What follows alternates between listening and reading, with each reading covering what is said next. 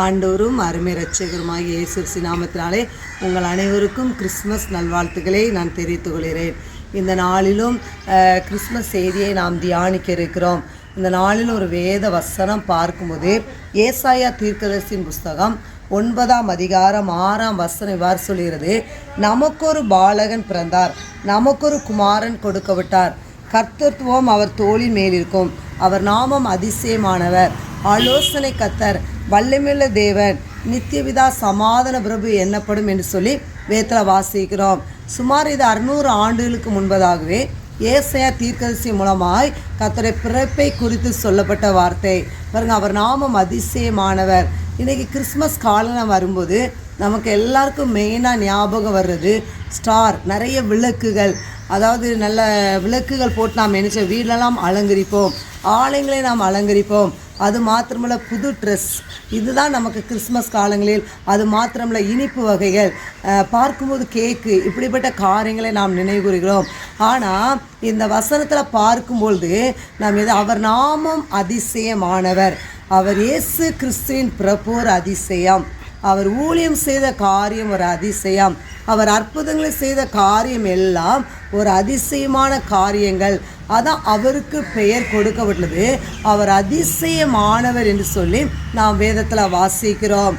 அங்கே பார்க்கும்போது அதிசயமானவர், ஆலோசனை கர்த்தர், அவர் ஆலோசனை கொடுக்கக்கூடிய தகப்பனாக இருக்கிறார். அது மாத்திரமல்ல, அவர் வல்லமையுள்ள தேவன், நித்தியபிதா, சமாதான பிரபு. இந்த உலகத்தில் அவர் எதற்காக பிறந்தார் சொன்னால் சமாதானம் கொடுக்கும்படியாய் அவர் வந்தார். அதாங்க சமாதான பிரபு என்று சொல்லி நாம் வேதத்தில் வாசிக்கிறோம்.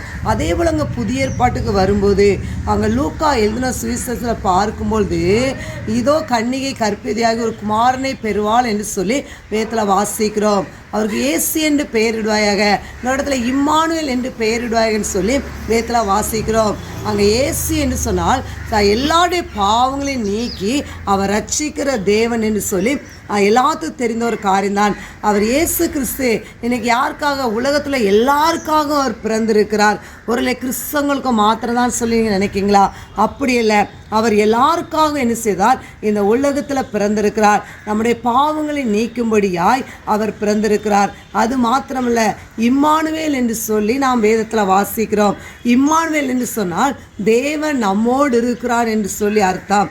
அப்புறம் எல்லா சூழ்நிலையிலும் இந்த கிறிஸ்து பிறந்த நாளில் அவர் நம்மோடு கூட இருக்கிறார். ஒரு நீங்கள் ஆறுதலற்ற நிலைமையில் நீங்கள் இருக்கலாம், என்னை தேற்ற ஒரு சொல்லிங்க நினைக்கலாம்.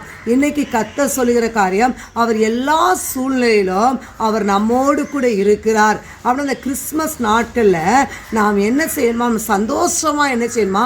நாம் கிறிஸ்மஸ் நாட்களை கொண்டாட வேண்டும். ஏனென்றால் இயேசு நம் உள்ளத்தில் பிறந்திருக்கிறபடியால் நாம் கிறிஸ்மஸ் நாட்கள் நாம் எப்படியாக நாம் சந்தோஷமாக நாம் என்ன செய்யணும்? நாம் கொண்டாட வேண்டும்.